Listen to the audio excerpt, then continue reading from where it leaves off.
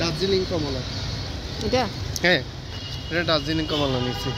সবেদা নিতাম, তেজপাতা নিতে চাইছি, তুমি বাধা দিছ। ওই গাছটা সুন্দর। সব গাছ